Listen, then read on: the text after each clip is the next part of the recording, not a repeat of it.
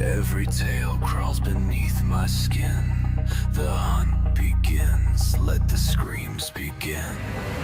Monsters unleashed, no turning back. They walk in echoes, they paint the black. From shadowed woods to basement doors, they live in tales and something more. Clicking claws in the hallway crawl. Footsteps where there should be none at all. Breath on glass, but you're alone. Or are you just a voice through the phone? Whispers say it's just pretend, but stories never really end. When silence breaks, the fear ascends. They're not inside, they're in your head. Monsters unleashed, no turning back. They speak in tongues, they leave no track. Through coke tapes and haunted streams, they feed on fear, they live and scream.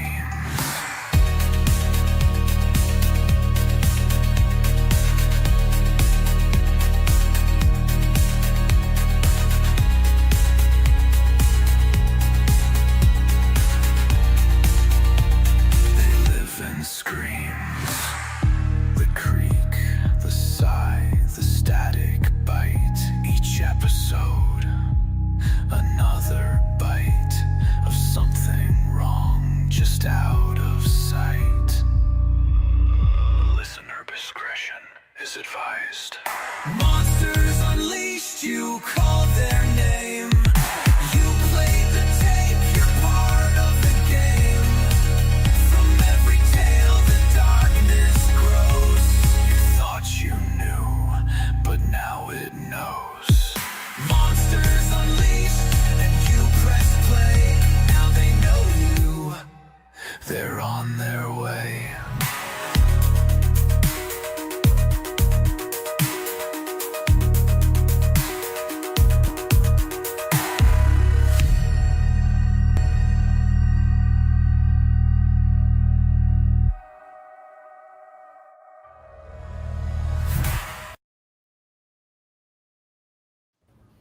Well, all right. Hello, everybody. Welcome to Monsters Unleashed. Hi. Did we lose somebody? Seems like we might have lost somebody. Donna. Donna dropped out on us. But did I not bring Donna back in? Donna. Yep, she's not in here. Okay, she'll come back. Tonight, everybody, we have with us Appalachian Ghost Tours. What an awesome group of people here and everything. If each one of you'd like to introduce yourself, that'd be great. We'll start. Yeah, my name's Carl Gerald. I'm from Bluefield, West Virginia. I've been a paranormal investigator since 2000. So this year was my 25th anniversary. I've been pretty much all over the Mid-Atlantic checking out paranormal locations, stuff like that. So I'm more interested in the scientific method behind debunking and possibly documenting evidence. So, and I joined Appalachian Ghost Tours a few months ago. I'd been helping them out for a long time, but then we, kind of made it official here a few months ago. So, I'm just trying to do my best as far as being part of the team goes and helping contribute every way I can. That's great. Pamela? I'm Pamela Huff. I'm from Princeton, West Virginia. I have been with Appalachian Ghost Tours since day one. I'm one of the founding members.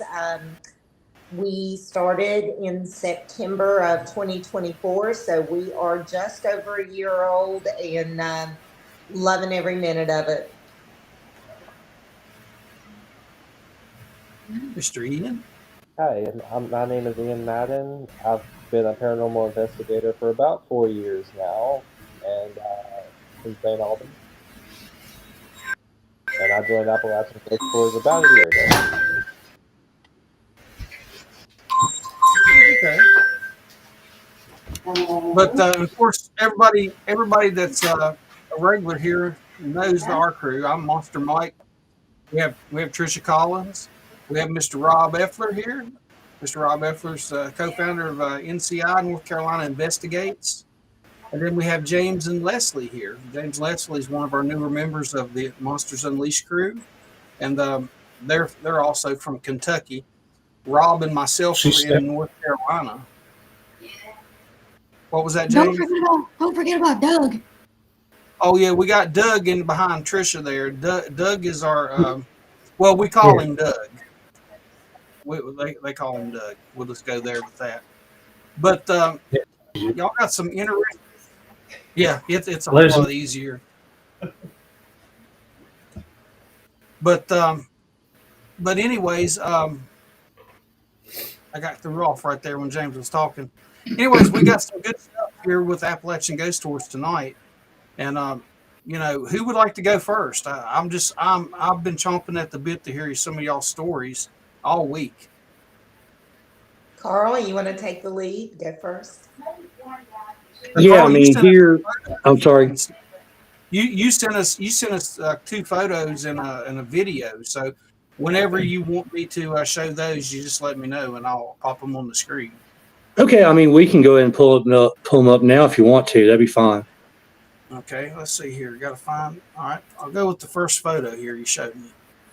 Okay, so this now, granted, these have been over the years that I've been doing this, but every time I show people this photo, I tell people it took me 20 years to get this photo, and it might take me another 20 to get one like it if I ever do.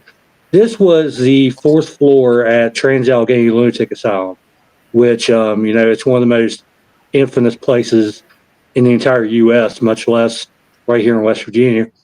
Like I said, this is the 4th floor, which is the whole building's active, but this is one of the more active floors.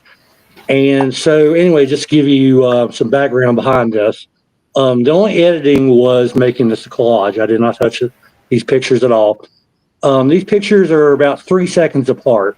I was in a group with about 5 or 6 people, and they were all walking behind me, about 6 or 7 feet, give or take.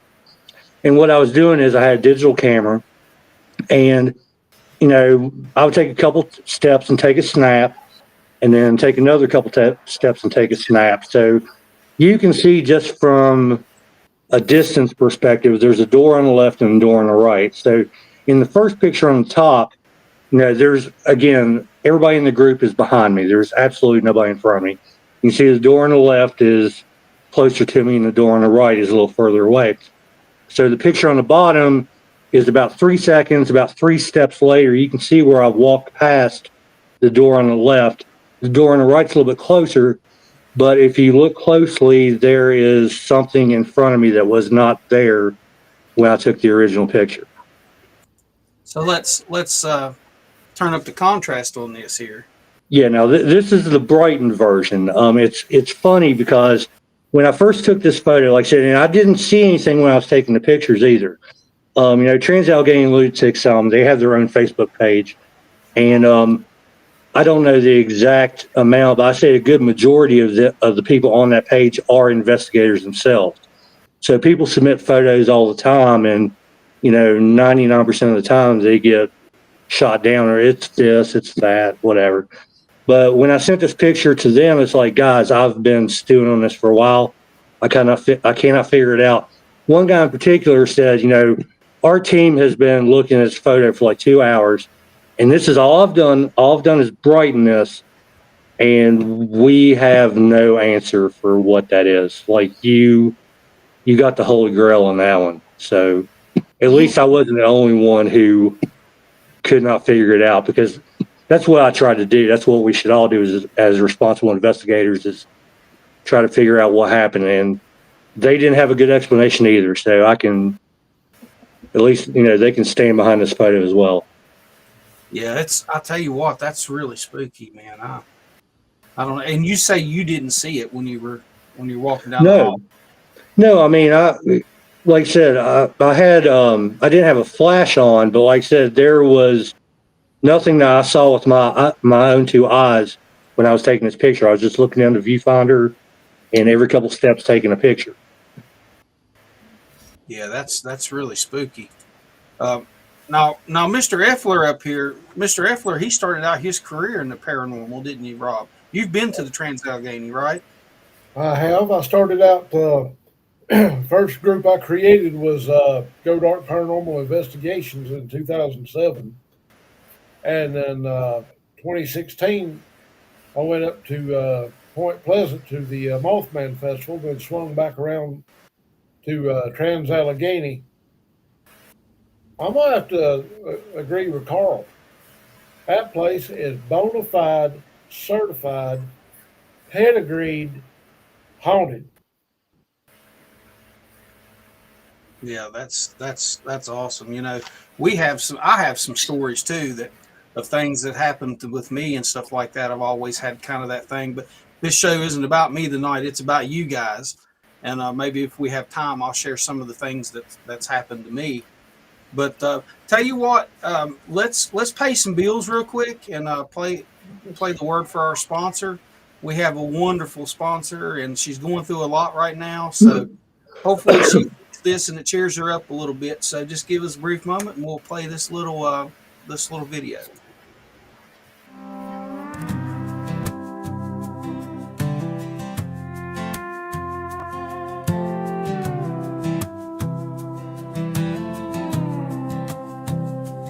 Out in Clarksville where the needles spin, you can hear that rhythm of work again. Every thread they pull is a story told, stitching legends in red, white, and gold.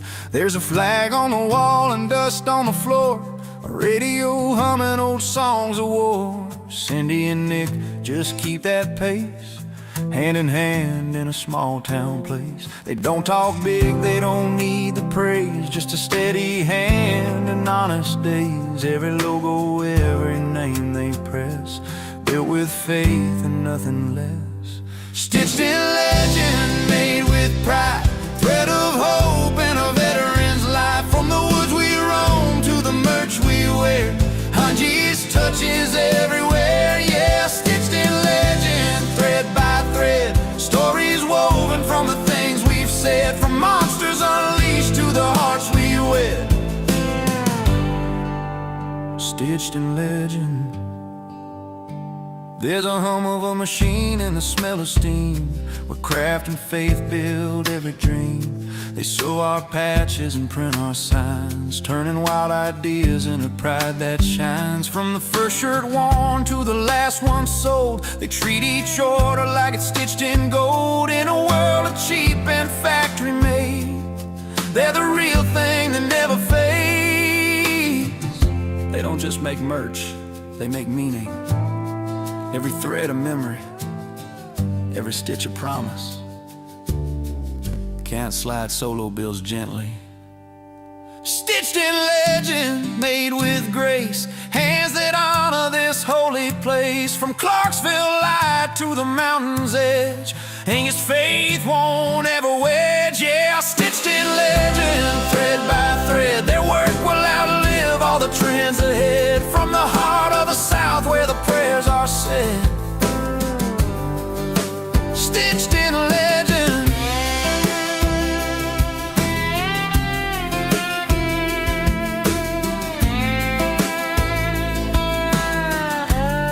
From Clarksville to woods we tread,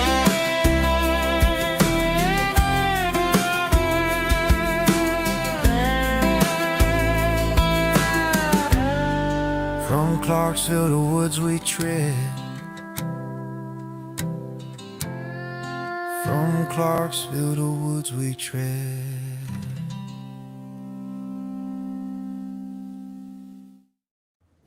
Wow, I just love that song. I really do. And you know, that's kind of long for an advertisement, but they're worth every second of it. They're such great people out there. They make all of our apparel and stuff like that for us. They take good care of us. So, but back to the topic of Trans-Allegheny there, we had Teresa in chat, and she was saying that that Trans-Allegheny is the location that turned her son's dad from a skeptic to a believer. So I believe that. I'm guessing that's a might story have been that like a month ago. I guess that's a story that you guys know about then. Well, I have never heard it. But, Oh, we have Tracy Jones in the chat tonight too. Hey, that's awesome. Uh-oh, Teresa, you're gonna have to tell Pam the story about that. Yeah. She hasn't heard it. No, I would like to go. But I've had a recent experience with a spirit that's kind of made me not really want to go down that path. I'll stick to my cryptids, but this is about you guys. I'll share my story some other time. So that's kind of the reason probably why I won't go there. Yeah. But That's that picture, when Carl emailed us that picture, I tried so hard to save it for the show and not look at it. And then I got curious and I looked at it and I was laying in bed looking at this. And I kid you not, the hair on my arm stood straight up. And I was like, wow, I've never seen a picture like that. Maybe on like Ghost Adventures or Ghost Hunters, maybe. But no, that's very, very clear photo. And I've never seen anything like that. So that was a really good photo that you took and a great piece of evidence. Have you been back since you took that photo? I have not, unfortunately. That was back in 2018, I believe, and I unfortunately have not had a chance to go back. It's absolutely a bucket list location. Again, like, us investigators, 99.5% of the time you don't catch anything, but when you do, especially something like that, it makes years and years of the hobby worth it. So I was very lucky to be in the right place at the right time. And it's funny too, because that was earlier in the night. There's a theory that if something's trying to manifest or show itself, it can cause battery drain. And we were there all night, but after the first hour and a half, literally everything of ours is dead, from the GoPro to our cameras to everything. So I'm lucky to caught what I did when I did, because we had no equipment after the first hour and a half. And that was a learning experience, because I invested in power packs after that. So, because obviously when they power outlets to plug anything in. But I was like, well, let's get personal experiences, because all of our equipment's dead. So at least I was able to catch that, thankfully. But yeah, I definitely want to go back at some point. That place is legit. It is a bucket list location. No, that's, Trisha, go ahead and tell them your story. Tracy said always trust your gut. So go ahead and tell them what happened to you. We had been planning a little expedition into the LBL. And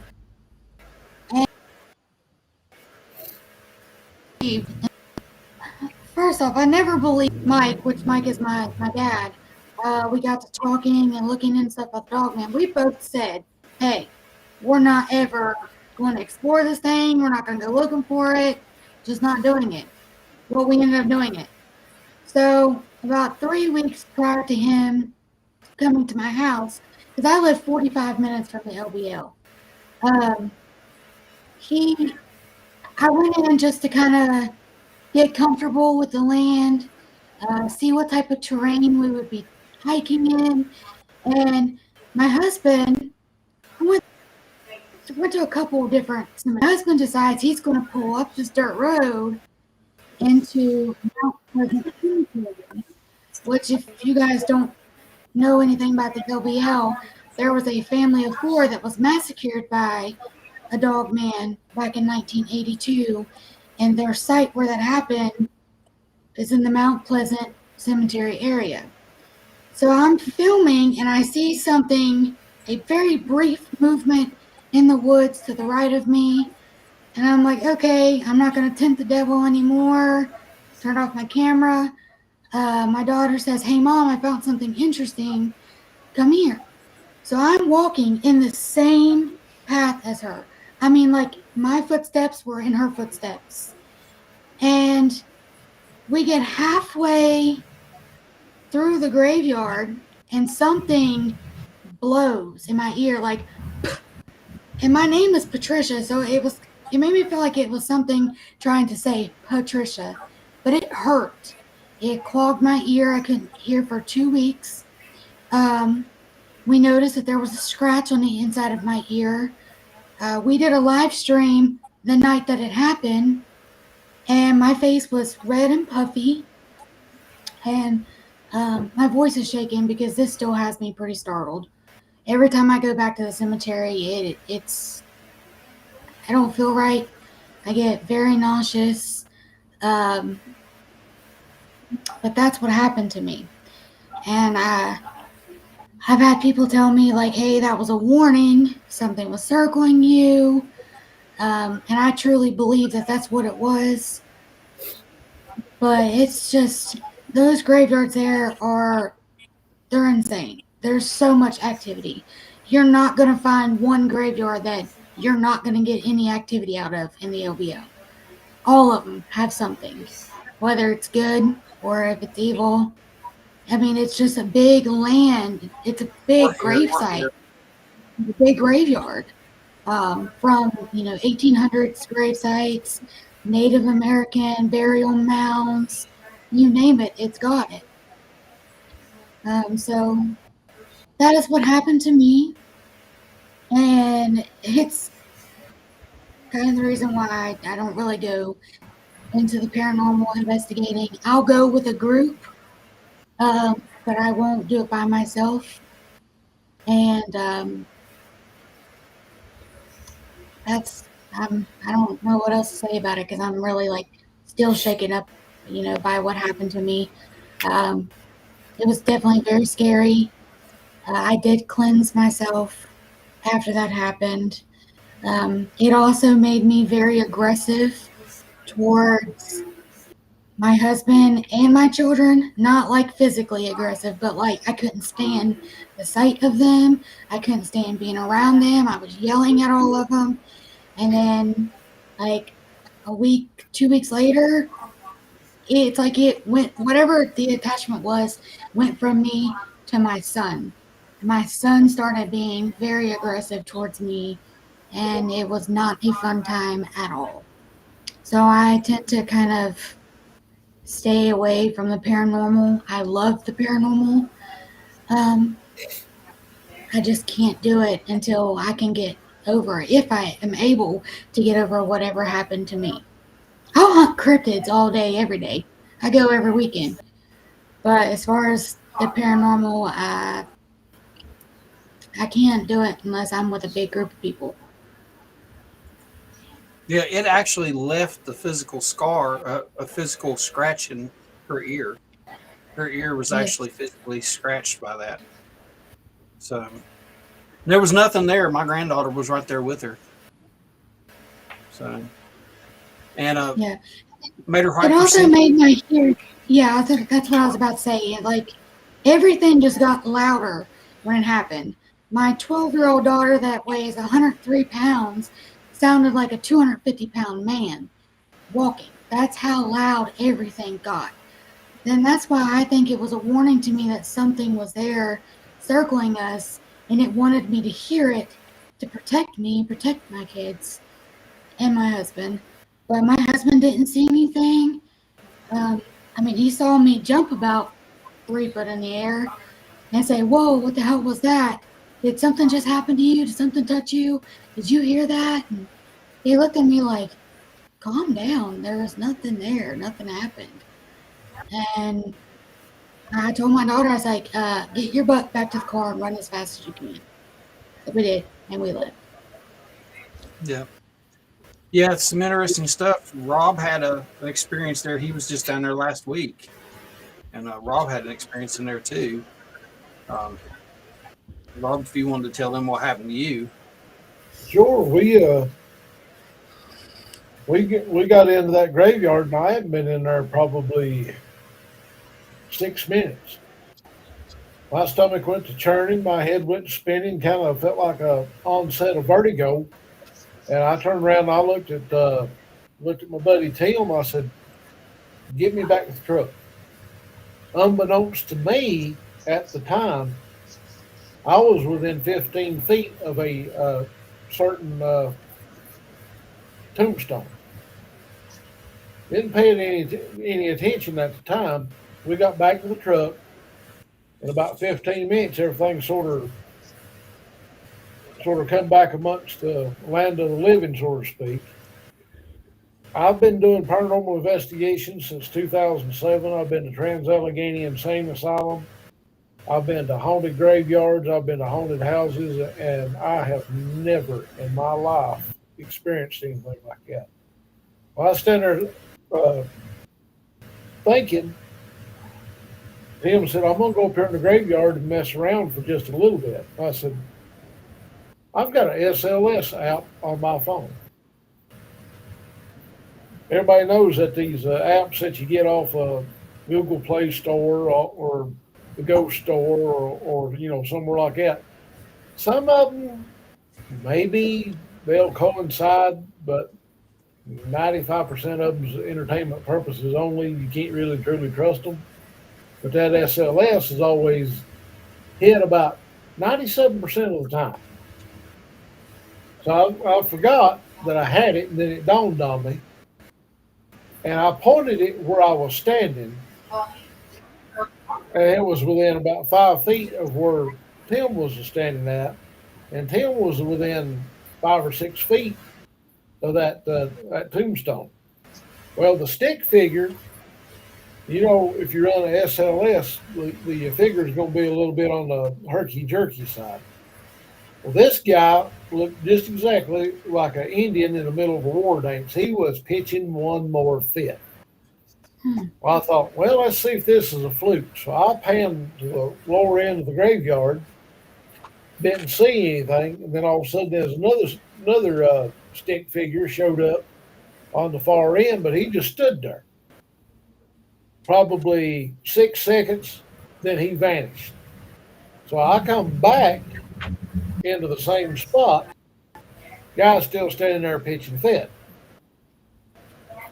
So I look at Tim, I said, "Back away from that, let me see if it's you I'm picking up or if it's him." So Tim backs off and gets plumb out of camera frame. This stick figure is still standing there pitching fit. I'm oblivious to what's fixing to happen next. I have no idea, because 6 minutes is all I can stay in that graveyard. My buddy Jerry, he's a Pentecostal preacher. He gets over where that tombstone's at. It's a Civil War hero that had been granted the Medal of Honor from Bill Clinton back in the 90s. Somebody had desecrated his grave because there's a plaque about yay big and about so long had been ground off.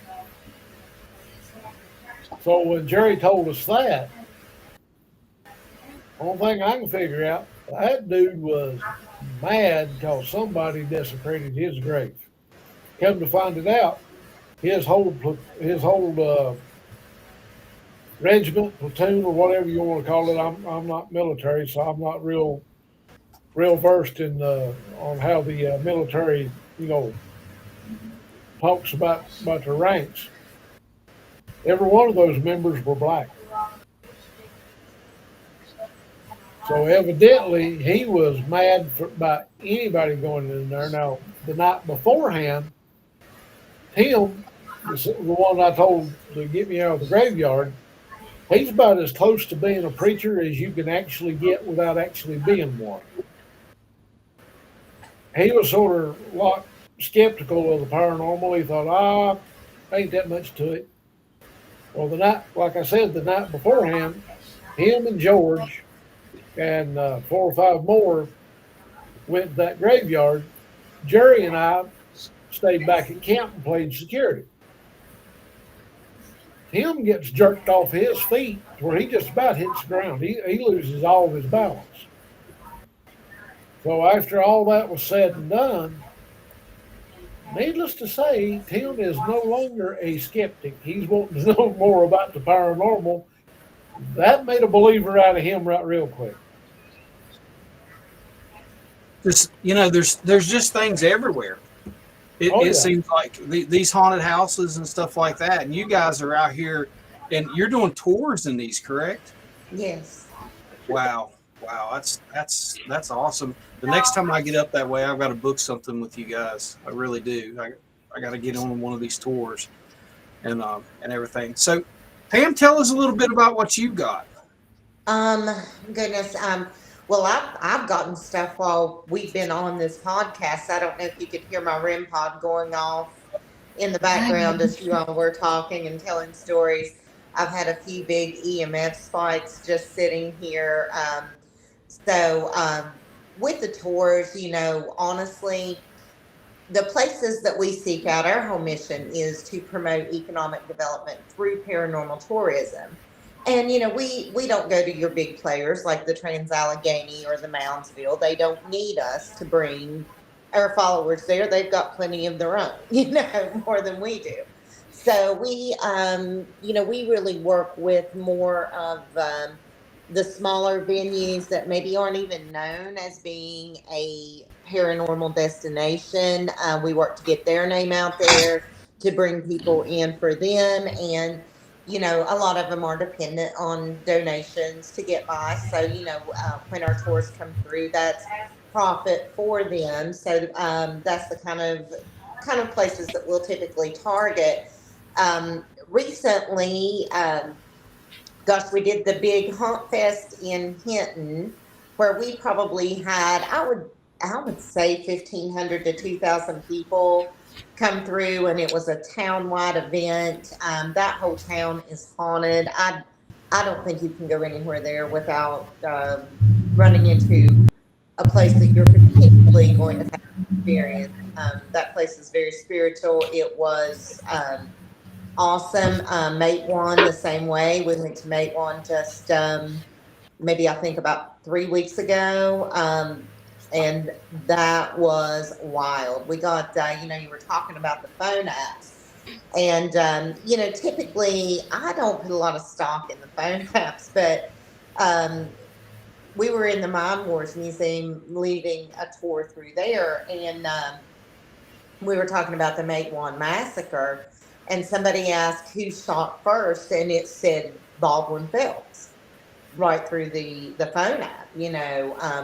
Now, I don't know because I didn't program these apps, but I don't know that Baldwin Phelps would even be in the dictionary for the app. And then we asked who we were speaking with, and it said Mayor Testerman. So that got pretty wild because, you know, Mayor Testerman was killed in the Make One massacre in the shootout. So we had that experience there. Came in contact with what may or may not have been Sid Hatfield on the street of the Make One massacre. Had a lot of activity there. We were at the Oaks at Elkhorn Station last weekend in McDowell County. And I'm going to tell you, McDowell County is another place like Hinton. I don't think you can go anywhere in that county without running into some paranormal activity just because of the history there. But the Oaks was, it was pretty wild. Lots of activity and lots of validation, I guess, like REM pod, EMF, cat ball, and phone app all going off at once, and you know, kind of confirming the same things. But goodness, we've had so much activity in so many places that it would be hard to narrow it down to one specific story. Now, I will tell you, talking about the scratching and the ear and everything, the Mountain Air Hotel in Mount Hope, we had led a tour through there. We had things starting to get a little intense with an Estes method session, and my arm started burning. Well, we looked down, and there is a huge scratch down my arm. So it was dark. We were sitting in the dark, and people were close together. Can't swear that nobody did it, but I didn't feel anything, you know, until the burn started. So we decided to take a little break, walk outside. And while we were standing outside, and I've got people that can validate this, but I jumped a little bit and I said, oh, my neck's hurting. Well, they looked and I had a gouge down the side of my neck into my shoulder that was bleeding. And it happened right there. We were standing outside the hotel, nobody touching me, nobody around me.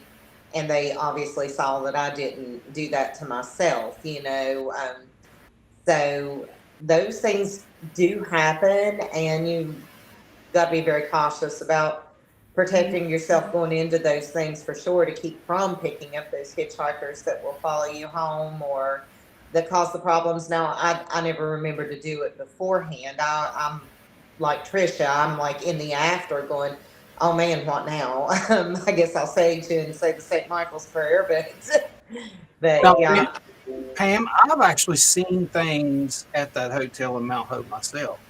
Really? I used to live there in Mount Hope, so I spent a lot of time walking through there. I'd go on my night walks, and that's back when Trisha was this little.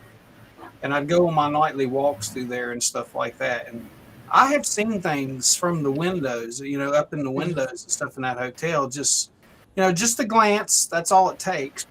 And as I said earlier, I kind of have this thing where I see things out of my peripheral vision. Right. That's, I think, more common than seeing something straight on. Yeah. I see it out of my peripheral vision. I'll see it move and look, and it's not there.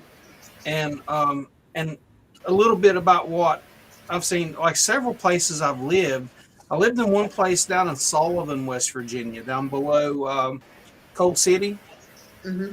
And I bought a mobile home and set it in there, and I'm sitting at my computer desk, and the front door was over to my left, and I'm sitting there. I think I was playing a game, and I seen, like, the door was open, so you had the crack in the door, and I seen somebody in the crack of the door.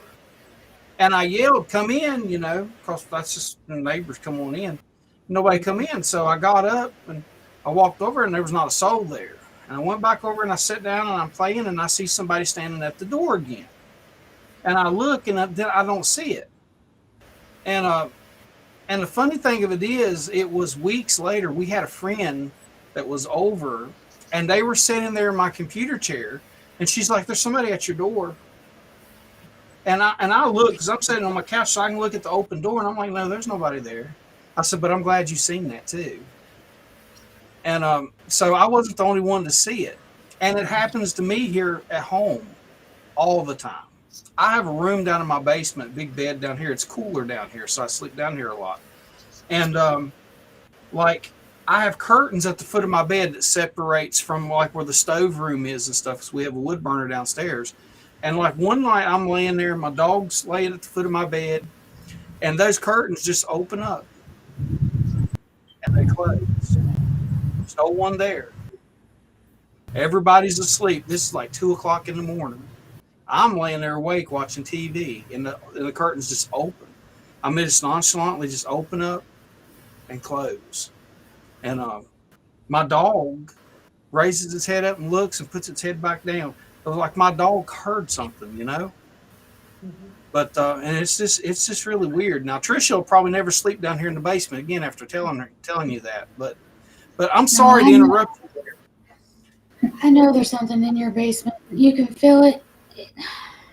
Yeah, you can. You walk through that door, you can feel it. Yeah, my house. The little information. This house was built in 1967. I'm the second person to ever live in this house. The original family that built the house lived here up until, well, it was the lady passed away here 8 years before I rented the house. The house sat empty for 8 years. The family just basically locked the door on the house. They kept the power on, they kept the heat going, and all of her belongings was here. So when we were moving in, we were moving her stuff out too. Her son was here moving stuff out. And we kept a lot of her stuff that he gave us. And I have a china cabinet from the 20s. It's beautiful. And the matching buffet, and it belonged to her. And the thing of it is that I cherish those things. Okay. Like when we moved in, they had to redo the foundation on the house, and there were hedges out front, and she had planted those hedges. And like I come home from work, and these guys had took the backhoe and plucked every one of these hedges out of the ground and everything, and basically killed them. And there was one left, and I said, "Oh, wait." I said, "You dig that one up." I said, "I want that one replanted up there." I said, "Because the lady that built this home, she planted that herself, and I want that out there for her, you know." So when we speak of her, I'm not going to say her last name, but we call her by her last name, and we speak of her like she's a family member in our home.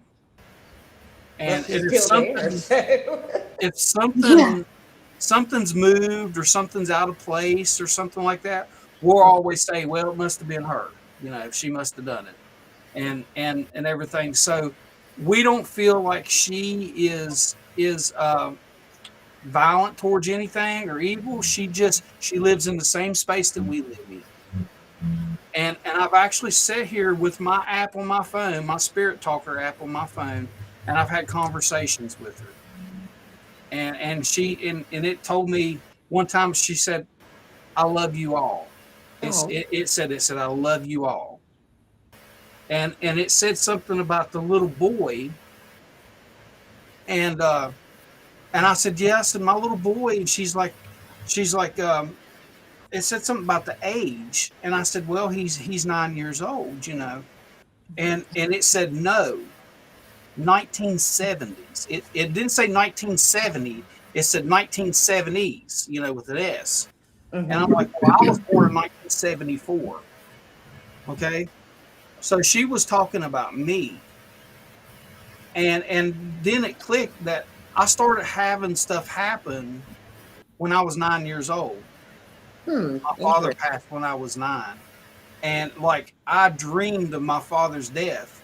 And after it happened, it was deja vu. And a lot of people don't believe in deja vu, but you'll be a believer of it when it happens to you. You know, because like you'll be sitting there one moment and you're like, and it hits you, and you're just like, you start tripping. You're like, this has happened before, you know. But I dreamed of my father dying, and you know, my father had stage 4 colon cancer, and my grandmother, she had cancer, and they both were there, and it was me and my baby brother, which was 5, and I took care of my baby brother, my dad, and my grandmother that was an invalid in the bed, from the time I was 7 until I was 9. That they started getting sick, and so I was in a house surrounded by death. And then after my father passed away, and my mom, we went back to live with my mom. She moved in. We moved in with this her boyfriend, and like where we lived there in Thurman. Now Mm-hmm. you probably know where Thurman's at, you guys. I'm We've sure done a y'all tour probably been there. there. We've been there, yeah. Okay, so you know when you come into Thurman and the road splits Mm-hmm. like this. If you go to the right and you go up that road, you go across another big bridge and you hit a dirt road. Mm-hmm. Where our house was the old house that sat there on that dirt road. It was the only house until you got to Thayer. So we had like 5 miles one way to one neighbor and 7 miles the other way to another neighbor. We sat there. Well, you have Claremont Cemetery, which was my backyard. Our house Okay. was adjacent to the Claremont Cemetery. Then across the railroad tracks, you had Beechwood Cemetery. So I went from being surrounded by death to living in a graveyard, basically. So in so all my life, I felt that these strange things are attracted to me, and that's with the same thing with the Sasquatch. That's when we moved there. We started having experience with Sasquatch and stuff like that, and that's why I'm here today. That's why I'm here today. But as I said, the show's not about me, and I went on too long. Let's get back to you, Pam. I'm sorry to interrupt you. Well, oh, you're fine. You're fine. And I absolutely understand what you're saying. It's like with my house ghost, I have gotten to the phase now, I'm like you. I'll turn the phone app on. I'll turn on, REM pod, EMF, whatever. I've gotten to the point where we're past all that. What's your name? How old are you? What happened to you? It's like I come in, turn the stuff on, turn the app on, and I say, "Let me tell you about my day," and we just gossip. So that's how that goes. But yeah, we'll talk about Thurman a little if you like, because Yeah. we did a tour there. We investigated the post office, the old church. Um, I'm trying to think of what other buildings we had. We were around town hall, and the rest was more outdoor. But we had, I think, about 80 or 90 guests show up for that one to take the tour of Thurman, and everybody loved it. The town of Thurman's so much history and so much haunted. I probably know some stories about the town of Thurman that's, I don't know if you know or not. Do you know the legend of Malsini? Maybe it sounds Malsini that familiar, but was I can't place it. she was a witch. She was a witch that lived down the railroad tracks going towards Fire Cove, and she lived down there by herself. Her husband had got killed in the coal mines many years before that, and all the children were scared of Malsini. And their parents would tell them that Malsini's going to get you, and she'll catch you, and she'll turn you into soap and everything. Because Malsini would make soap, and she'd sell it to the railroad people and to the coal miners and stuff. And she would make lye soap and make it. And the people would tell their children, "Well, Malsini's going to catch you and turn you into soap." So the kids were scared of her, but she loved children, you know.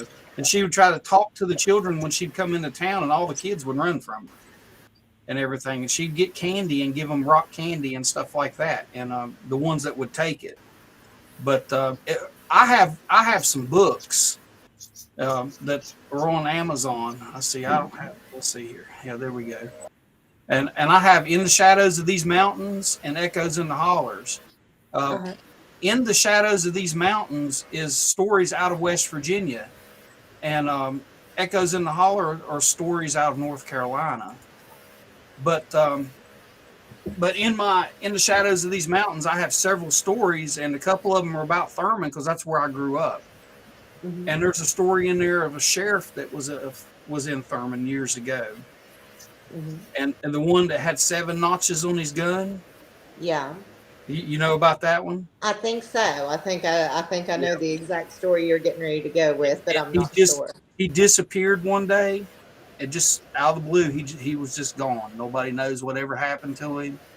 And years later, someone found his pistol down off the side of the railroad tracks there. But they say that they could still hear that sheriff sometimes there at night because he walked with spurs on his boots, and they'd hear him walking on the boardwalk there in front of the buildings at night, and there'd be nobody there. And it's an interesting story, but have to get my books and everything. I'll try to get y'all a copy sent to you. Oh yeah, that'd be wonderful. Sure.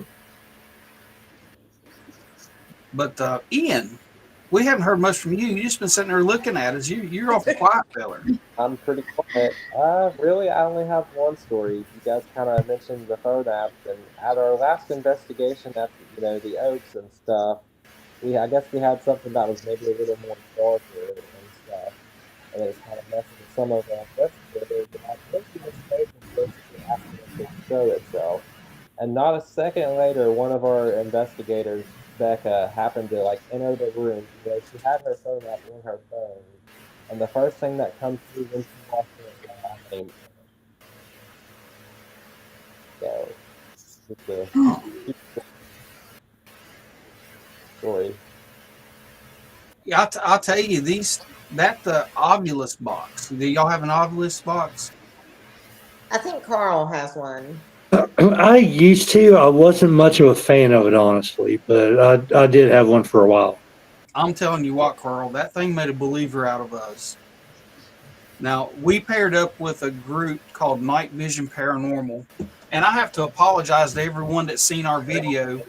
I forgot to change the title to our video, so when we went live, it said we were live with Night Vision Paranormal again, and I apologize for that. I've since changed it. So, but they had an Ovilus box there, and they had told us that they hadn't got much from that box. They'd had better things with their spirit box and stuff like that. But that night, that obelisk box, it really made a believer out of me. It was telling us stuff that just, oh, it told us, it gave us, the first thing it gave us was the name Ed. We were in the middle of a cemetery. Mhm.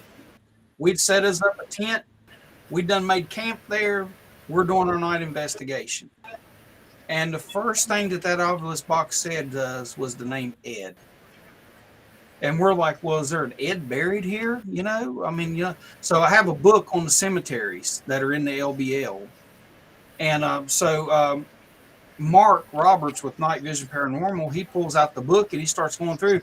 When he gets to the cemetery, guess what the name of the cemetery was? Ed Downs Cemetery. Interesting. So they went and found his grave, and his name was Edward, but it was listed in the book as Ed Downs Cemetery. So it gave us that name, and that right there alone was crazy. To put that together, so we were actually in the Ed Downs Cemetery, and it gave us the name Ed. But it said a lot of stuff to us, and I can play y'all guys a video if you'd like to see it. I've done played it for Carl. You haven't seen it. I played it for Pam and Ian there, but if you'd like to see it, I'll play it for you. I'll get it pulled up here. Take me a second. But and I'm sure some of our chat hasn't seen it either. It's pretty. Where the hell is it at now? Oh, there it is. Hold on. Let me get it. I've watched this video so many times and it still blows. Oh yeah, but you can't watch this video too much. No, you can't. You can't. All right. Yeah. I like to watch it. Are you still here? Thank you. That's the longest that's went on.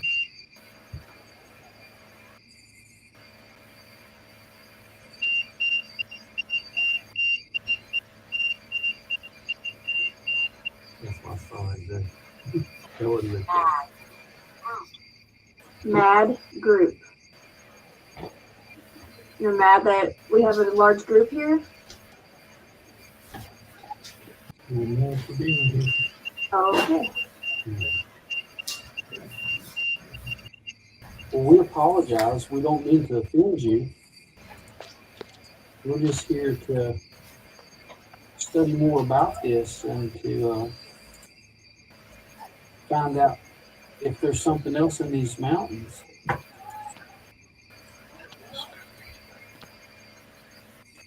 Mm-hmm. Do you want us to leave?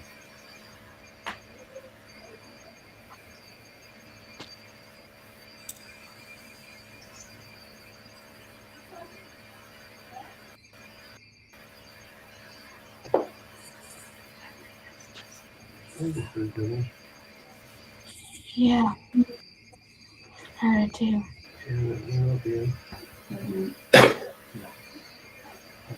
Do you like having someone visit here?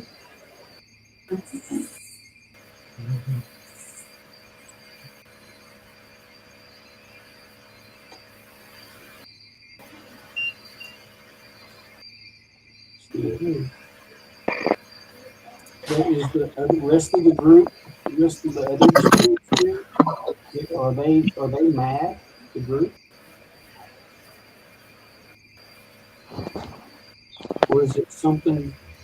What's in the woods here? Is a group of them mad? If possible here.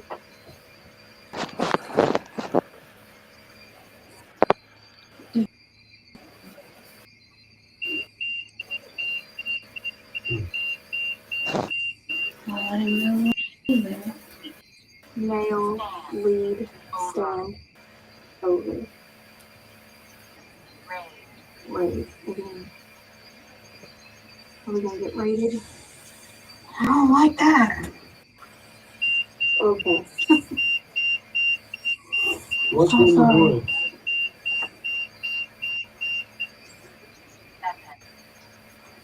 Beckon. I thought you said nothing. I don't know why, guys. That's so stupid. If you're howling, then there's nothing you can do.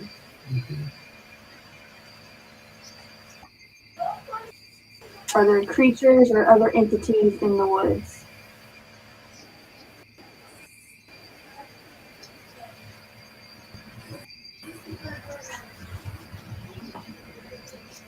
Oh!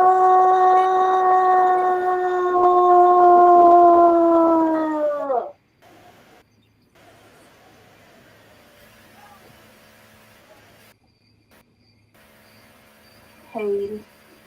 Or not raid, Beckon. Baby? Is that what it says? Did you hear that?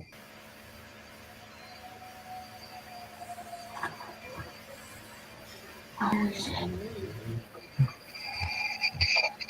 Holy shit. I don't know.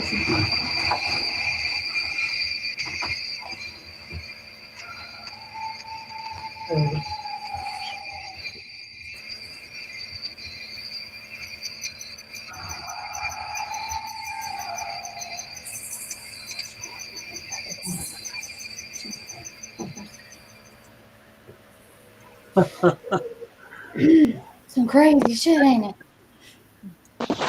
Crazy. It was crazy. Very, very crazy. But did you heard there was a snap right the moment that they started howling, and I said, "Do you hear that? You hear it, a loud snap?" And I'm like, "Do you hear that?" And they immediately start howling, Mm-hmm. and it was really spooky how all three of those coincided with each other.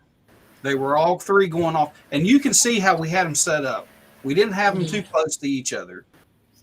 I mean, so there was something going on, and for that the thing to tell us that raid basically where we're going to get raided, we were fixing to get run up on whatever that was howling. Yeah, because it started raining. It started raining shortly after the house, and then we all just looked at each other and was like, maybe it's time to go ahead and just pack up and go, because with the rain, you can't hear anything walking upon you. So that just made the situation, the investigation, very dangerous.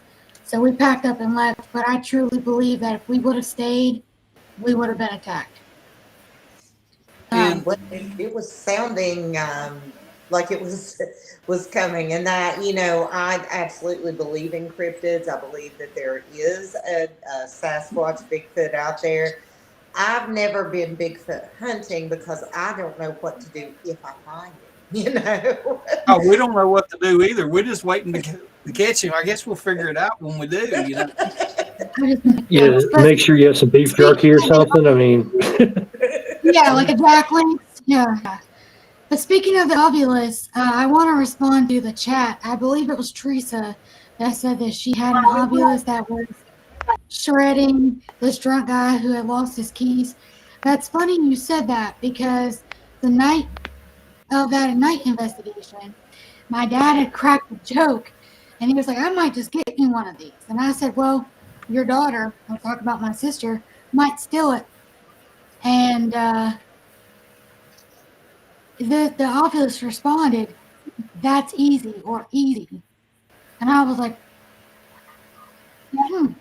Well, then he said something else, or no, he did a call, and it popped up and said he was a joke.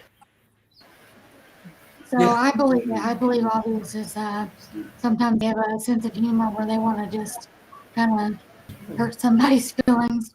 Would be funny. Well, the thing about it is that every time I did a call, we had some type of response with the ovulus, with a noise.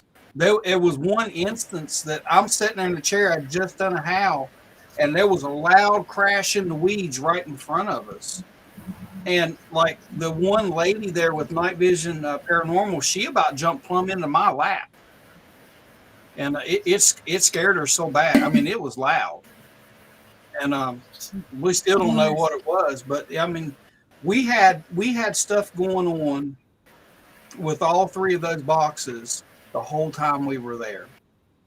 It was like they said they'd never heard that box. Just that box came alive, and it was talking to us. I mean, it was communicating with us, and it was pretty awesome. It really was. Pam, you look like you're fixing to say something. Well, I was just going to say that, you know, it's funny how that works because, and I think Carl and Ian would agree with me on this. We all have certain things that work better for us than they do for others. Like, you know, I might be able to use one spirit box, but like if I use Ian's spirit box, I get nothing on it. But if I use my own, I'll you know, it'll turn out for me. So I think the equipment kind of works for who it wants to, if that makes sense. I agree with you. I believe that night vision should give me that Ovilus box. I mean, just go ahead and put that out there. I'm sure those clones watch it. But speaking of this night investigation, you know, I don't think we ever checked the voice recorders.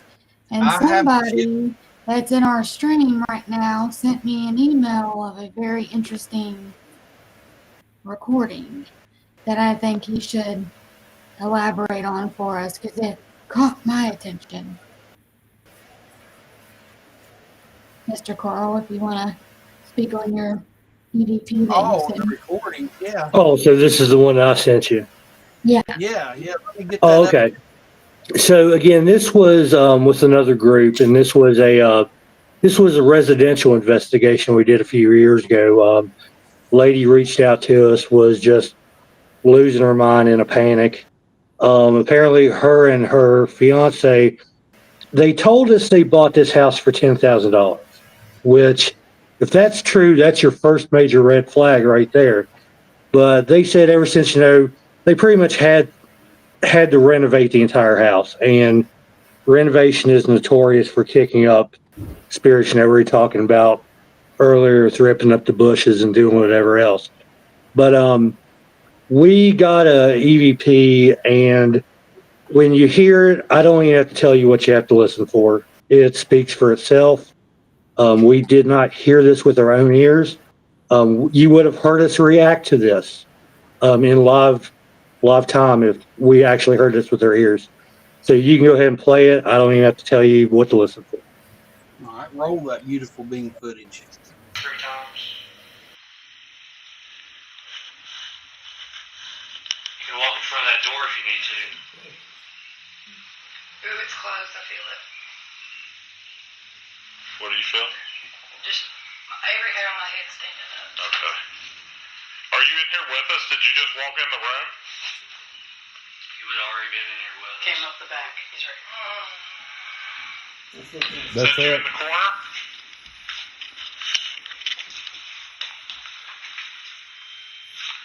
That you come out, we want to communicate with you. You need to leave this place.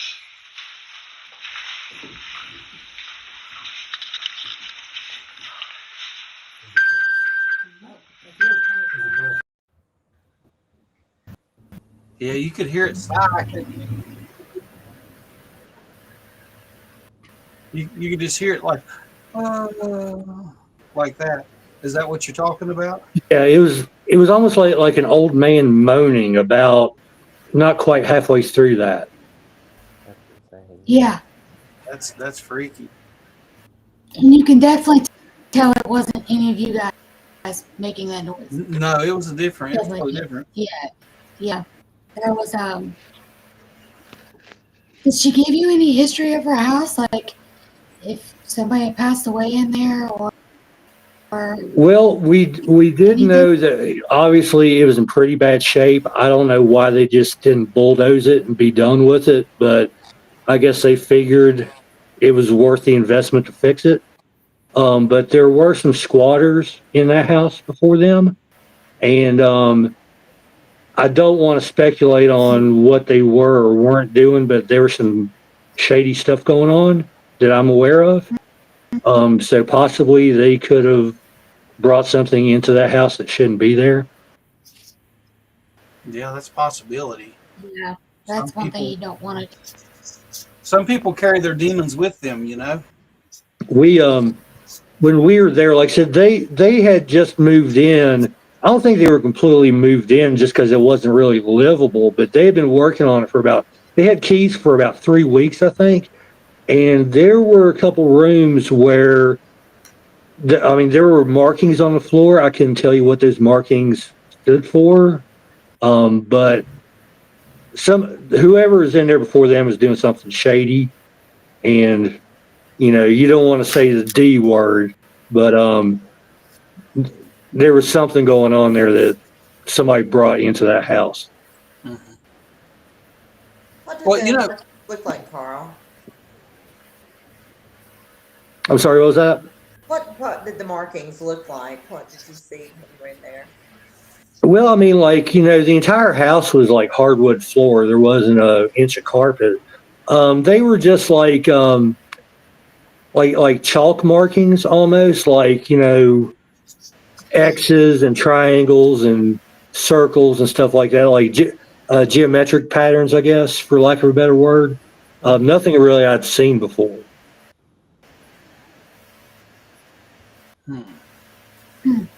Well, yeah, I believe that they can physically touch you because it happened to Trisha there. I mean, it scratched the inside of her ear, and I mean, something moved my curtains. So it wasn't a cat. Cat was upstairs. So it was something that moved my curtains. But I want to take this second, though, to remind everybody that's watching to please subscribe to our channel and give us a like, share our channel with your friends and everything. Help get our name out there. We don't make a dime off of these videos at this moment. We're still small. We're still starting. But every subscription, and it doesn't cost anyone anything to subscribe. So it's free.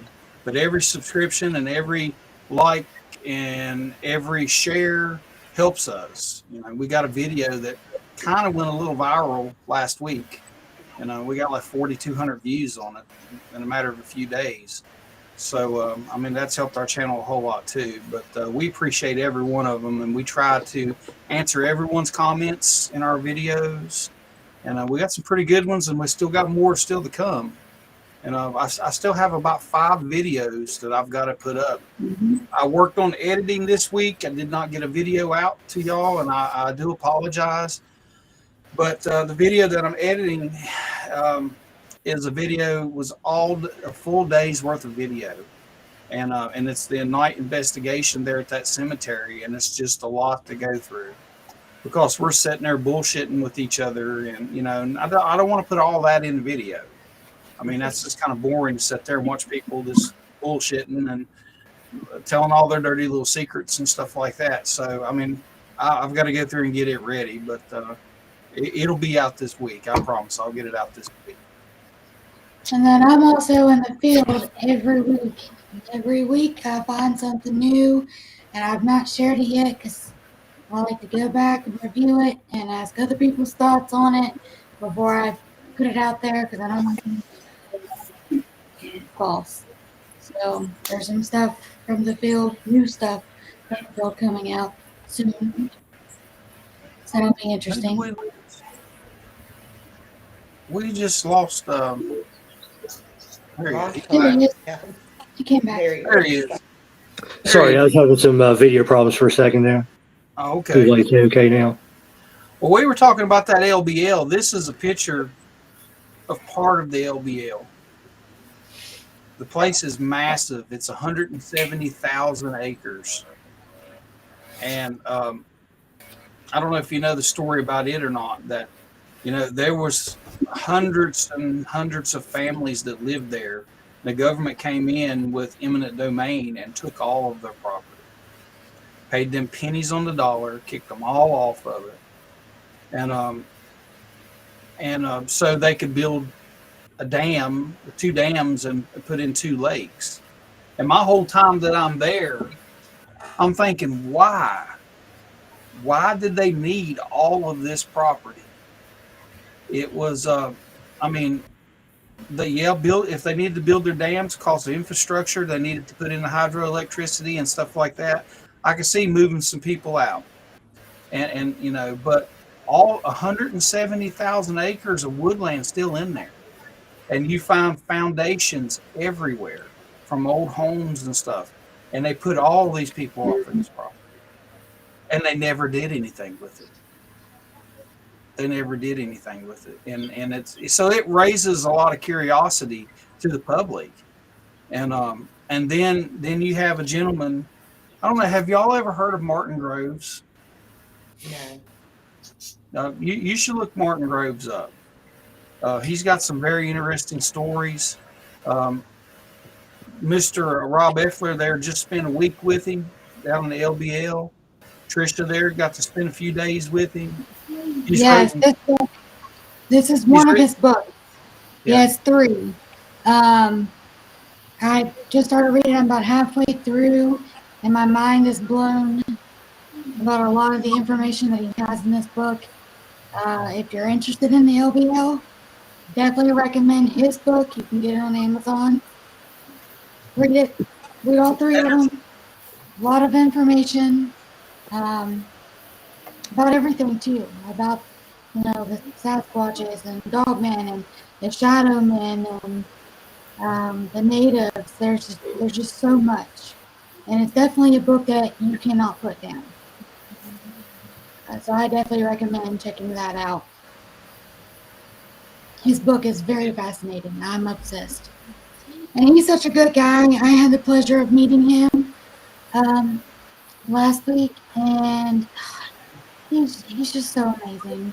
He's so kind and thoughtful, and he has a lot of knowledge, and he's just great. Yeah, he's like everybody's grandpa. He's like everybody's grandpa. When you meet the man, I haven't met him, but I've listened to him there on the phone. I've watched about every video that there is possibly to watch about him on YouTube. Sounds like I'm a stalker. And I don't mean it that way, Martin. Watching. Martin, if you're watching this right now, we love you. I can't wait to get back with you. You're awesome. You rock. Absolutely. Yeah, well, my thoughts on the Dogman there, Teresa, in the chat there, says her thoughts on the Dogman are a little less skeptical after hearing Martin's stories. My thoughts on the Dogman are a little less skeptical, too, after seeing this. And seeing this. And here's a good one. Carl, you haven't seen this one. You see that tree there in the middle? Right. Follow that tree up and look at the shadow person looking out from behind the tree. Yeah. There's definitely something peeking out there. And I wish I could zoom this picture in, but I have it in the studio here. I can't do it. I can zoom that in, and you can see the ear on the side of their head. Just the ear and everything. There's a face there. I mean, we've just seen, like, back in that where it's circled green there and stuff. There's that Dogman. That's the picture this come from. Right there. We had to zoom in on it. We zoomed in as far as we could with our phone. We had to screenshot it and zoom in again. That's why it's blurry, but that's what was in that tree. And that's not the only one we caught. Okay, so I've been going in every week, and I've caught 3. Yeah, Trisha has 3 more that we haven't put out yet. I got one that we believe is a portal. And now, go ahead. This photo right here, sorry to cut you off, Trisha. This photo right here was sent to us by one of our followers on TikTok. Patricia had a video on there, and she's walking, and this person seen this, paused it and screenshotted this and sent this to her. And you can see the ears and part of the face and stuff. This was in the weeds right beside of her. It was up above me. I walked this tree as I was walking in, was about 6 foot away from me. So I walked directly under this thing. Didn't even see it because I'm focusing on the area where we got the picture of Ed. I'm walking back in there because somebody had said that there was a third Dogman in the picture. Well, I went in, did not see.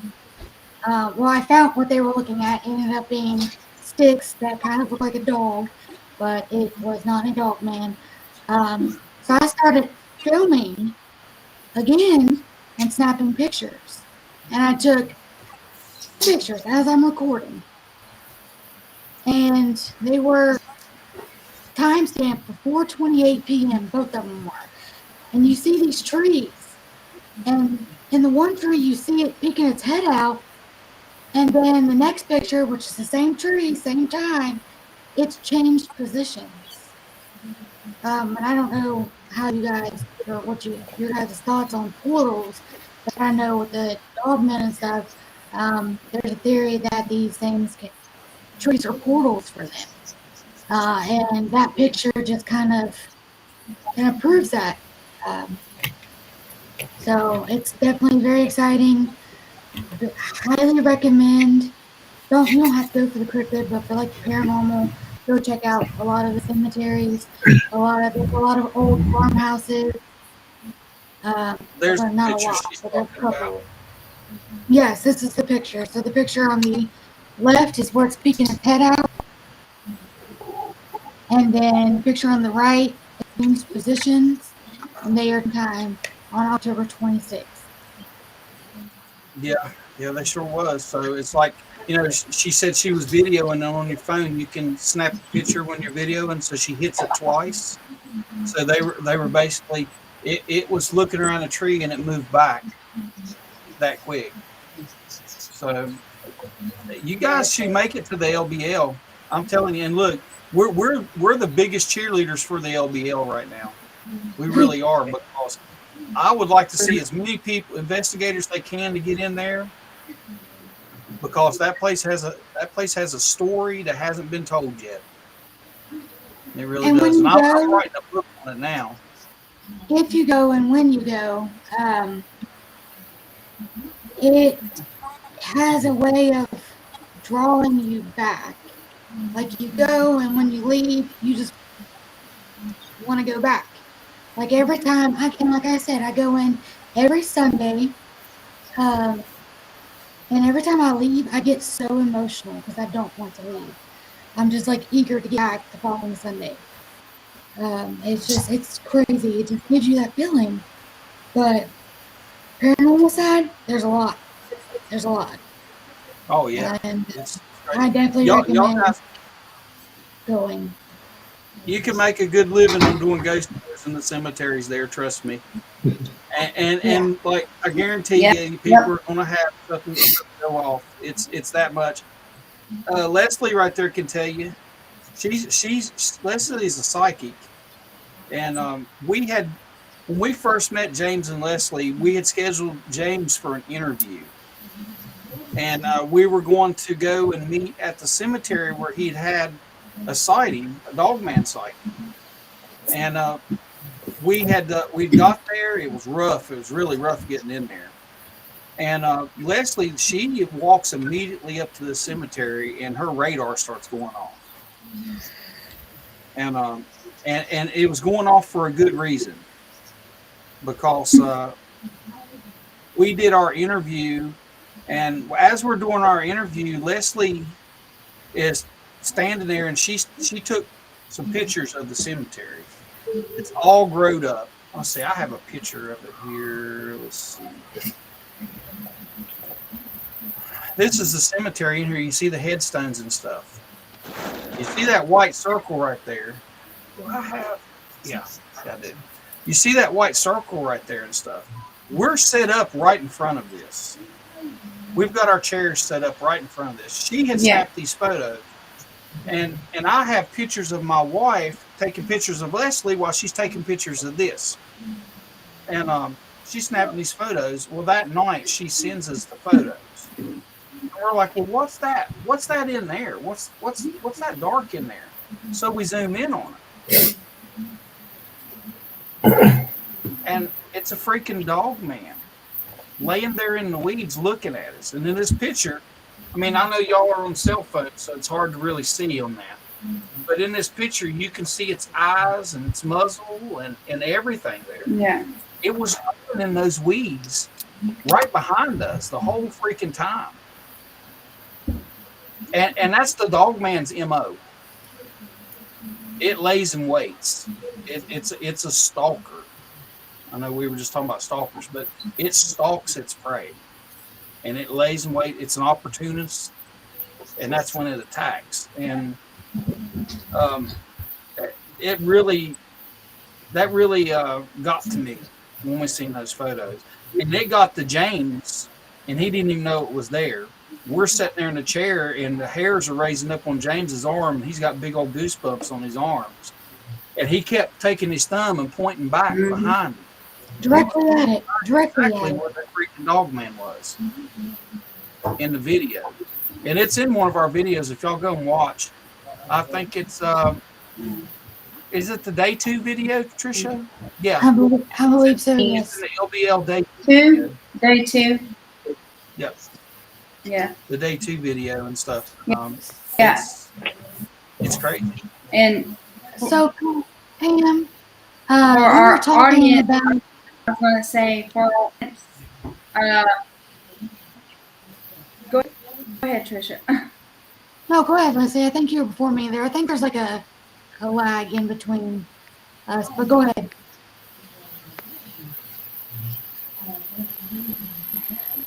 I was going to say for our viewers that on the I'm a psychic I'm sensitive and I'm a psychic. I'm not like a sit down like and I'm a knower. I've been there my whole life, and he's more on the Sasquatch side and Bigfoot, and I'm the normal part. So we kind of yin and yang of each other.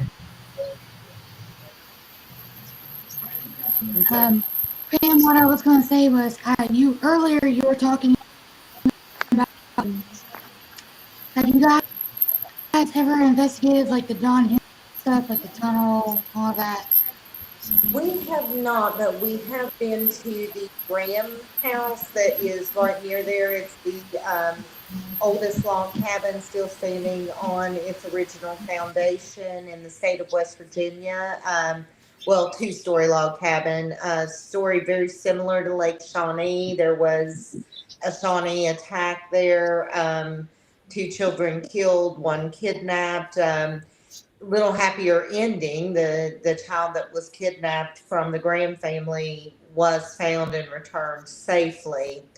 But that place was pretty intense. But typically where we bring the public with us on these tours, we're more at a venue that I suppose we could get permission to do the statue and everything. I don't know who we'd contact for that, but I'd be interested in doing that. But we've also got to be very safety conscious about what could happen when we've got 50 people there that investigating at the same time, and being able to have places where we can break up into smaller groups and rotate tends to work better. Now we'll do a lot of public investigations that's just us, but that we'll go do things like that, but we hadn't been there yet. But we love the Graham House. It's very active. We had honestly more activity in the one-room school replica at the Graham House than we did in the actual log cabin. But that's some stories that Ian and Carl can share as well. But just for anyone who's interested, we are going back to the Graham House the first Saturday in December. And you can look for information on that on our Facebook page if you'd like to join us. But the Graham House is absolutely gorgeous, and the way they kept it up and kept up with all the restorations and everything is amazing. And we're just excited to be able to bring people in to share that history and learn about the paranormal side of it, and to be able to donate a little money from what we do to, to that place. Right. Yeah, that's a nice thing. Not a lot of One people thing, do that. one thing I was going to say is in West Virginia, you have no shortage of haunted locations. Oh, absolutely. They're everywhere. Yeah, it's like West Virginia has such a weird history and everything, and there's a lot of places there that just really spooky as hell. I mean, Yeah. I'm not going to lie. I've been to some pretty wild places myself. She was asking about John Henry. Have you ever been to the Railroad Museum there in Hinton?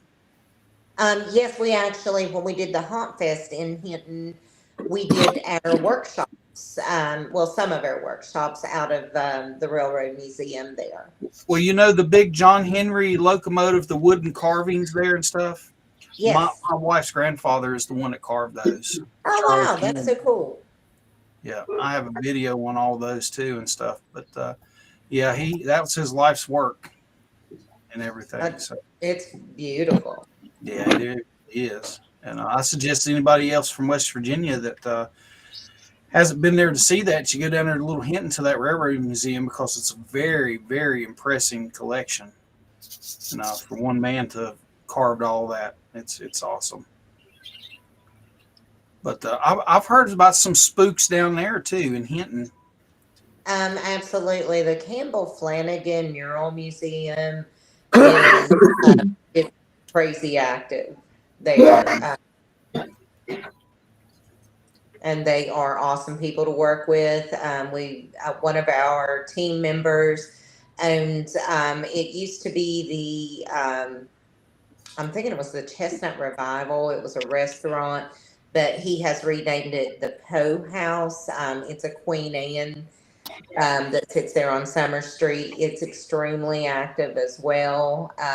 The library in Hinton is crazy haunted. Yeah, I heard stories about that one. Yeah. That's our friend Morgan Lambert, who I think she has a fairly big TikTok following, but she had came for that Haunt Fest, and she had done, and our friend Paranormal TJ that does haunted dolls on TikTok came for that as well. And they actually caught an apparition in a mirror that's on one of Morgan's TikToks. So I thought that was pretty wild. Yeah. Carl, are you okay back there, brother?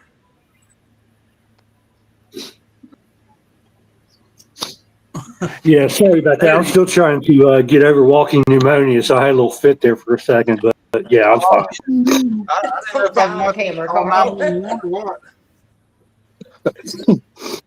Yeah, I just had a little coughing fit for a second. I'm good. Oh, I know all about those coughing fits and stuff. But yeah, Teresa there in chat, she was talking about the tunnel down there and stuff. You know, in my book in my book there and stuff that I was telling y'all about, it's there's a story in there about the John Henry. Yeah, it's the book In the Shadows of These Mountains. There's a story there about the John Henry tunnel, and talks about John Henry's ghost, and where people have said that they've heard the hammer hitting the spikes and stuff like that, and voices there on the railroad tracks by the tunnel and everything. I would love to go do that. That may be something that we do, just for our team, rather than trying to take the public in. I'm not really, but we could go look at it and see the logistics and if it would work to do a public investigation for sure. Yeah, I don't know if those tracks there are still active or not, but I know you couldn't take them on the tracks if they were still active there. Somebody'd get run over for sure. There would be a bunch of spirits there. Yeah. But yeah, hey, we appreciate having you guys on tonight, and we really do, and help get your name out there more and everything. I was serious when the next time I get up in that area, I'm going to try to get something set up with you guys, go on one of your tours. Absolutely. Well, I you know, went on you it. talked about living around the Mount Hope area. Our very next event is at the Price Mansion in Scarborough. So Oh, you're really? probably familiar with that Yep. place as well. Yep. Yeah, it's very active. Now, my brother lived there in front of the old company store in Scarborough. Whipple. Mhm. Yeah, in Whipple. And my brother lived there in the house on the corner, going like you were going to go towards Plum Orchard and stuff there, you know. Yeah. It was the very first house there behind the store. He lived in that. And he was talking about he'd sit out there on the porch at night, he says, and see people walking around and upstairs of that old company store in the windows and everything. And he's called me all the time and tell me about it. He's like, you know, he's like, there's people. He said, I know there's nobody there. He said, the lights are not even on. He said, but I can see people. He said, the curtains moving that are up in the upstairs windows and everything. So there's some weird stuff.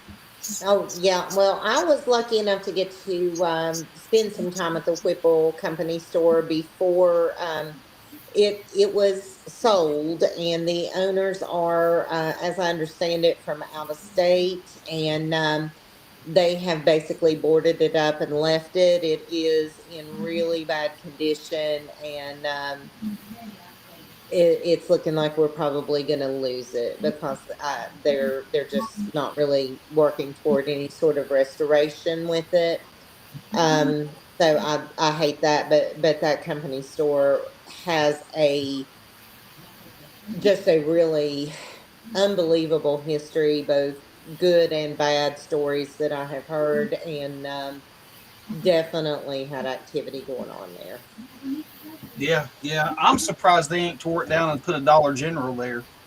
I mean, Well, you know, I, West I Virginia. think that was kind of the new owner's idea. Was they wanted to the story is, and you know how small town rumors get started. I can't confirm this and say that it's 100% true. I can say the rumor is that they had planned to raise it to the ground and put a gas station in, I think it was, and then they were told no because it was on the Register of Historic Places. You can't just do that. And so if it falls in on itself, then at that point you can, you know. So, but I, of course, don't know if any of that's true, nor do I know Yeah, the answer you would to. think that they would have to make them keep it to a certain thing. So I mean, they might even be able to take legal action and take the property from them if they're because I they. would love to see. I'd love to see something happen to get the restoration done. That place is it's a gorgeous place. I mean, like it's got so much potential. When it went up for auction, I thought a lot about bidding on it, and then I thought, well, there is no way that I would get it. I'm absolutely going to be outbid. Now I wish I had tried a little harder instead of just I don't, thinking, oh, whoever gets it will be fine. I don't know if y'all just heard that clack or not. Did y'all hear that clack? I reached over like this and did this. This is the Yes. box to my EMF meter that I just got. It's laying in the back of my desk and it just flew out of my desk. Well, my REM pod's going off while we're I, talking. I, I just, I actually, when I seen it go, I actually reached up here and caught it before it flew out. Turn it on. It flew out of the back of my desk. It just did. Turn it That's on. crazy. Well, I would tell you why, but so I'll just be quiet. Oh, okay, Leslie. We're out here chasing Dogman and Sasquatch and talking about ghosts and stuff and other things. Pretty sure we would believe you. Like, I'm almost 100% positive we would believe you. So you go ahead. Well, the whole show, the whole show, I don't know, I don't know anything about, each other, whatever, but the whole show, I felt like something to do with Michael and she's been with him through this whole, and she's trying to get his attention.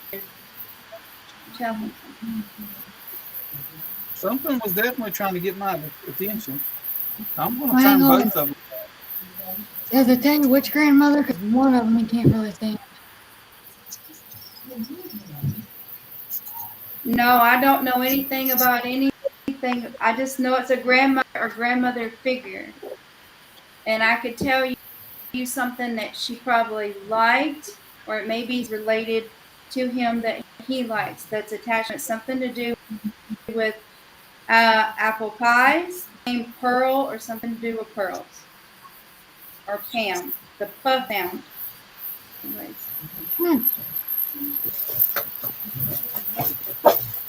No. I got them on. I'm going to set them here. This thing will start beeping. This has been like a pretty weird stream for us because before we went live, our links to get everybody on here just stopped working.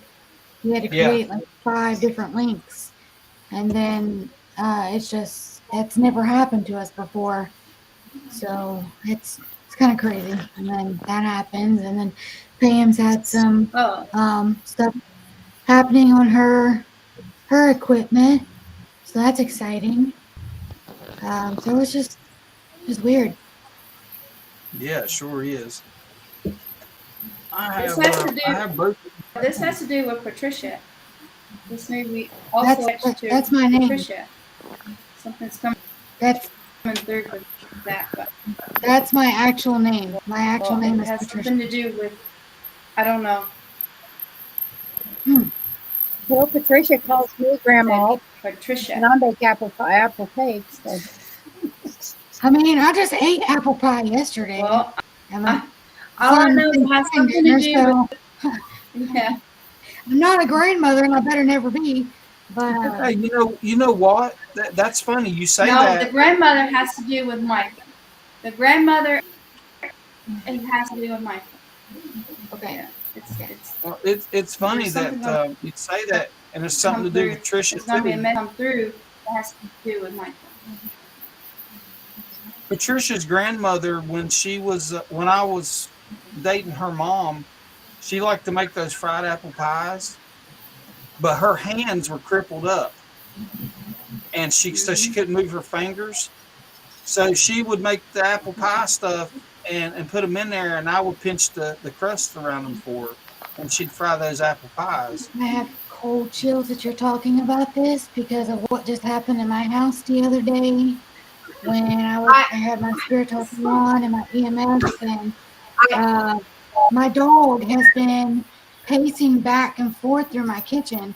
And you can ask, my dad, he's witnessed this, and he would run outside through the dog door and just hunker down and stare at this photo that I have in my workout room. And it's a photo of my grandmother and my grandfather, and he would stare at it. So while my husband's packing our gear for the LBL, I've got my spirit talker out, I've got my EMF, my EMF's going off, and my spirit talker is telling me things, and I asked it, and I was like, hey, Grandma, is this you? And first it said, avoid the area. So I'm like, okay, you're telling me to avoid the LBL. Well, that's not going to happen. So next. And then I was like, can you say something that relates to me? And it said breaking wheel. Well, a month ago, the rear driver's side wheel on my Jeep, it just broke, just flew off. And then I was waiting for more responses, and it was saying some things that didn't really make sense. And then I was like, Grandma, is this you? And about 2-3 minutes later, it popped up, yes, it's me. And I have it on my phone. I can post it to TikTok or wherever to show, but it said that. And then now we're talking about this. So I think after the show, I'm going to go see if I can talk to her again. Well, I've got my talker on right now. But I'm just saying, there's just been a lot of weird things going on with this stream that has never happened before. Well, that's what happened to Carl right there. Carl's phone died. That worked. Yeah, we had stuff like this happen on the show before. I've only y'all got guys are bringing the 10% booze. left on mine, so it's getting ready to die too. Okay. Mine's just Well, I about tell ready you, to die as well. So, hey, my phone just said find peace. My spirit talker just said find peace. I don't know if you can see it or not. Pam, if you guys do investigations at like private residence, um, I'd like to message you guys about one. It's actually my mother's home. Um, I came in contact with my grandfather there, but I also came in contact with several other spirits there. And I think it needs to be checked out. I'm still trying to pull records on it because apparently there was a house that had burnt down on that property prior to her trailer being put in. And like, I think it was this, I don't even remember what year they put the trailer in. I think it was the 80s, maybe. No, it wasn't the 80s. It was before the 80s. I'm not sure. I have to pull the records on it. But if you guys do that, I'd like to Trisha, see if maybe somebody could check it out. Trisha, my phone just said Joyce. We would do that for you, Trisha. We would absolutely do the private at a residence. We're very cautious about that because you don't know what you're walking into, you know. But if Right. it's your family, I'm sure it's safe, and we would do that for you. Yeah. I mean, like, it's always been a house that's had God in it. God has always been in the house. So I'm sure it's nothing bad, but my mom had a stroke last year, and she's been seeing things and snapping photos of orbs and stuff, and so I went in just to see if I could, communicate, and I got some very good responses. But like I said, I'm more of the cryptid thing, but I think it would finding somebody that could go in and just maybe get a few answers would bring her some peace. Sure, we'll try to plan I was that. asking about if you guys do stuff like that. Yeah, So, we and I'm would do sure that for she you. knows Christy, so she'd be Yeah. comfortable with you guys and stuff like that. But yeah, I wanted to ask you if you guys did investigations like that. Well, I tell you what, since their phones are going to die, it's probably be a good time to go ahead and call it. So, Pamela, I'm going to bring you up on the screen here. All right. If you don't care, would you tell everyone how they can book a tour with you or how to contact you? Sure. Most everything that we have is on our Facebook. That's the best way to find us. And it is Appalachian Ghost Tours. And the logo on the page looks like, I'm trying to angle it, like the picture that's on my fireplace mantle there. So you should be able to find us. Everything's on there. Our ticket links and all are on our Facebook page as well. Upcoming events. We do have the Price Mansion in Scarborough on November the 15th. We do have the Graham House the first weekend of December. We have the Ritz Mansion in Tazewell, Virginia, that I'm so excited for on January 10th. That is a huge old mansion. Dates back to 1800s, maybe. I think maybe pre-Civil War.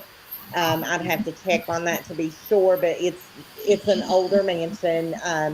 It's absolutely huge. It's beautiful, and it's never been investigated before. So I'm super excited for that. And all of our ticket prices and the events are on our Facebook, and we are scheduling more into 2026. As a matter of fact, Teresa and I have a meeting on Monday with, I won't say who it is yet since we don't have anything finalized. And we have also been working with the town of Sutton. And we are looking at a whole haunt fest there the first weekend of June. So I'm super excited for that as well. Well, that's great. That's great. I'm excited for you guys. I believe in what you're doing, and you're getting people into these places, and they're getting to experience all of this. And I guess that we'll call that a show. And if everyone could stay in the green room, I'm going to play our outro video here, and I'll see y'all as soon as that's over.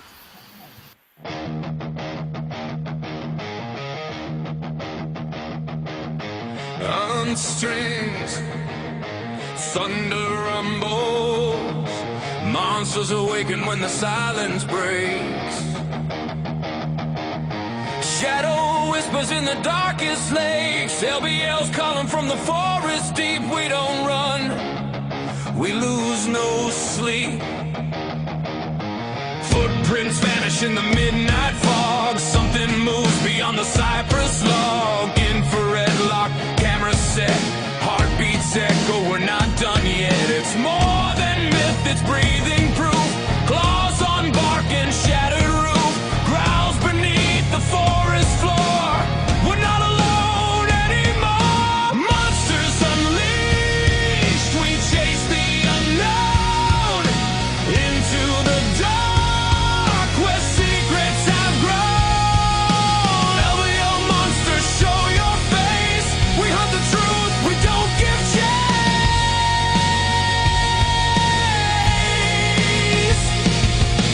Three red eyes in the motion trap, bones arranged in a perfect map. Screams at dawn from the eastern trees, static buzz in the broken breeze. Legends breathe in the woods we roam, we carry the fear like a weighty tome.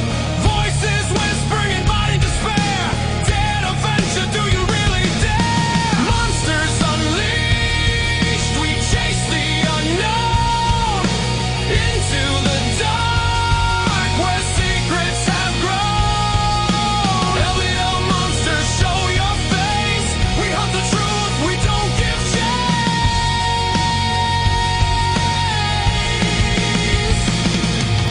Crimson trails lead us through the night, dancing shadows, a primal fight. Footsteps echo with forgotten pain as the forest calls. We break the chain.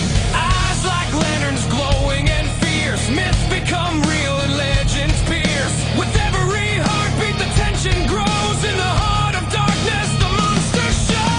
Monsters unleashed, we chase the unknown into the dark where secrets have grown. LBL monsters, show your face. We hunt the truth, we don't give chase.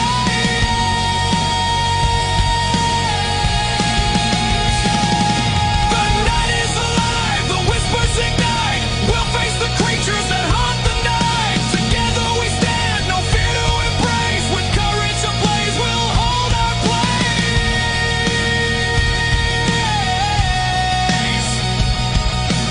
Monster of LPL, we're ready for war.